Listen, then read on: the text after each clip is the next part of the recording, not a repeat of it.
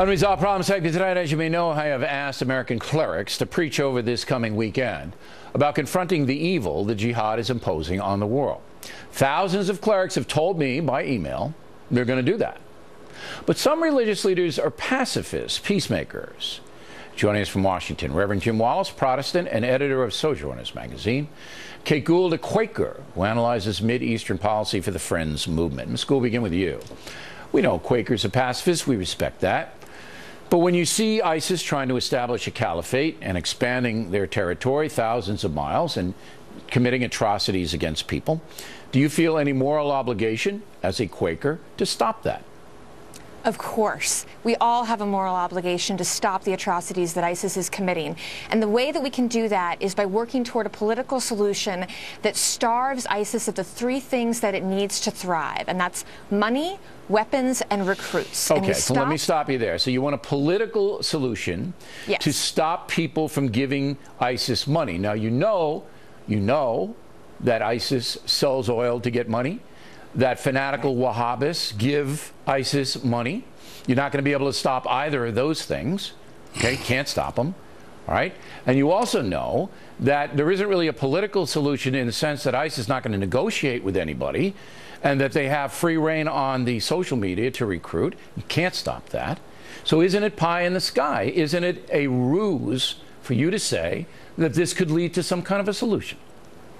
No, because how we stop the flow of money to ISIS is by cracking down on oil sales and also working with local communities. Cracking down with whom? We have to put pressure on the Gulf countries and make sure to work with local communities to stop the access that ISIS now has in those local communities to its pipelines. Well, they conquered the oil, some oil fields in Iraq. They're not getting the oil from Saudi Arabia. They've conquered. Right. And they've taken the oil and they're selling it to people who are buying it. We crack down on whom? There are still local communities that are allowing ISIS to access oil pipelines in their communities. Who? And the way we have to, so they're in Iraq and Syria. But those are territories under the control of ISIS.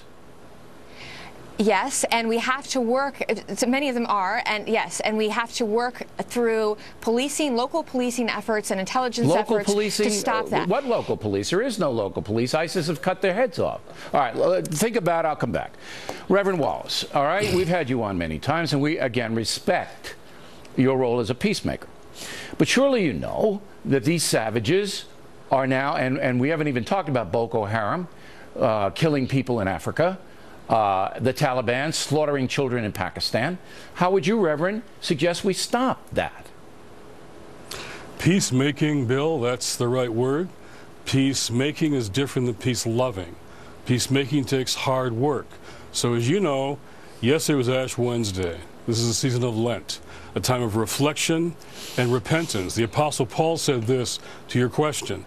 He said, don't be overcome by evil, but overcome evil with good.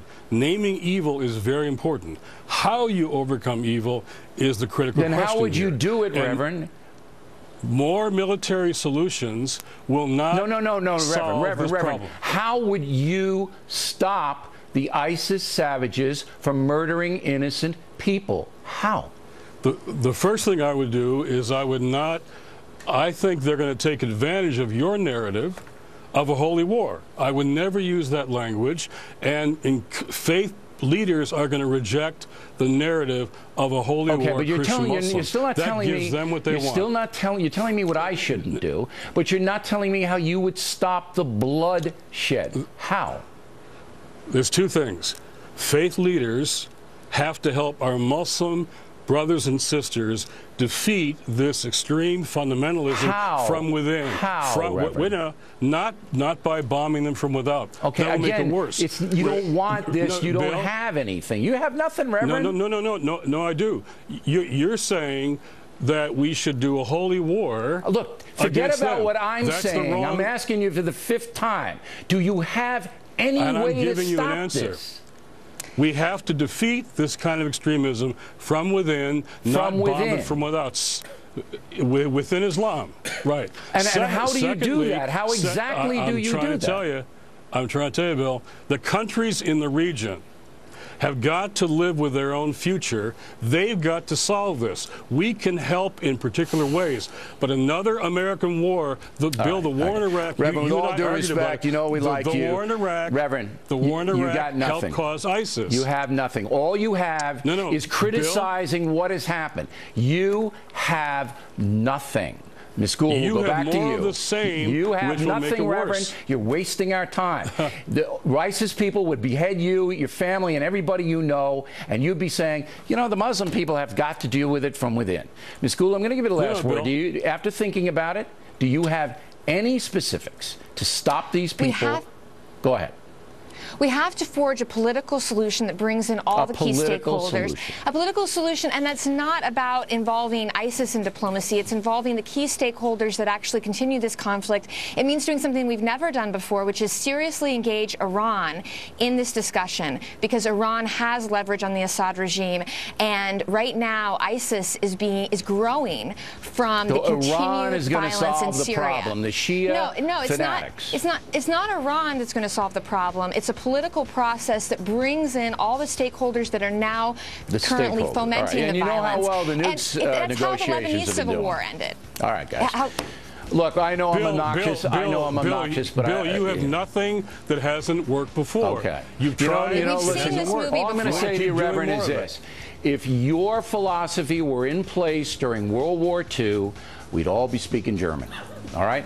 See you guys, and we really appreciate you coming on. I know you know I'm obnoxious, and I'm sorry. Plenty more Heads of Factor moves along this evening. Did you know that Elizabeth Hasselbeck still wants to be friends with Rosie O'Donnell? Find out what that's about.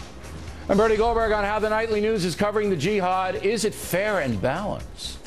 Well, hope you stay tuned for those reports.